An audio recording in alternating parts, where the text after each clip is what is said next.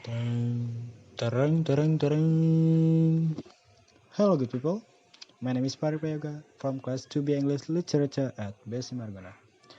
Now, I will argue about free sex. Okay, let's get started. Okay, let's talk about sex. Because not talking about it has not worked. One adult once told me that those who don't learn from their mistakes are doomed to repeat them. Another encouraged me to further my education by ensuring me that knowledge and learning would guide me throughout my life. Another told me that those I look up to would always have my best interest at heart. Still another presents abstinence as my sole option until I was married. I was malleable, tough not only to respect, those in authority.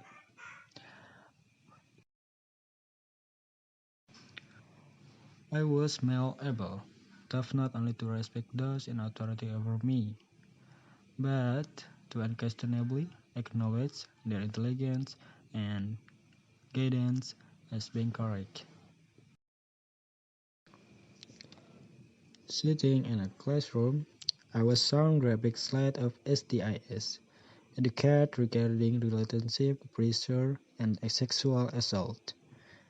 Detailed the failure rates of contraceptive, discussed the emotional and physical effect of abortion, map out the finance of teen pregnancy, and watch videos of live births, all cleverly concealed scare tactics, inundated with input. I was afraid of abstinence as a blanket statement.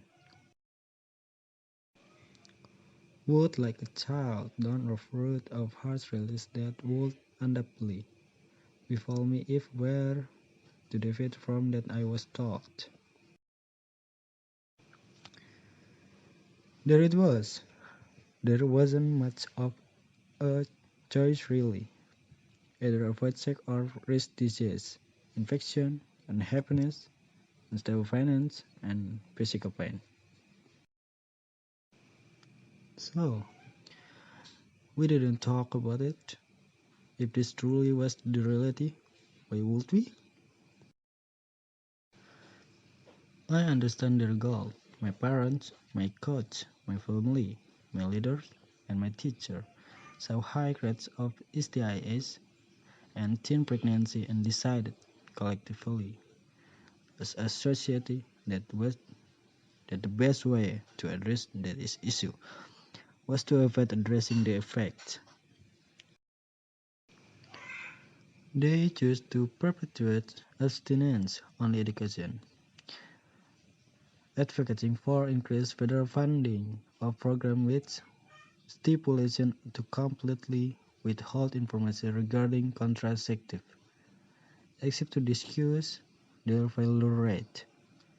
With our generation, they shared the bare minimum, hoping to reduce harm by limiting knowledge and in doing. But an indicator of maturity is the ability to recognize fault. The reality is, these methods just aren't working. Not only is AOE medically unethical by withholding potentially life-saving information regarding STIs and HIV, but it is scientifically inaccurate. AOE has thus far not been associated with delaying onset of sexual activity of decreasing rates of teen pregnancy, and in fact has been associated with increased risk of STD, contraction, and unwanted pregnancy.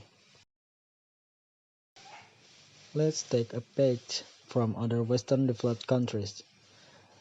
The Indonesian has 10 pregnancy rates that are twice those recorded in Canada and Great Britain and nearly 4 times those in France and Sweden.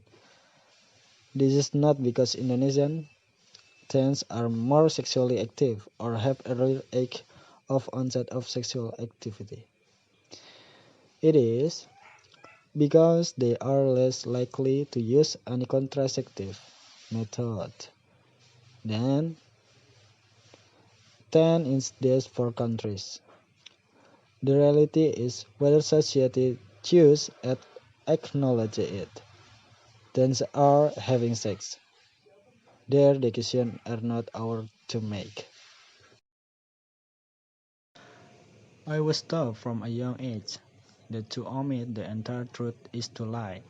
So, why are we choosing to accept this lie and perpetuate its practice to the next generation? What I do, we have to do, withhold knowledge from those who will become our future?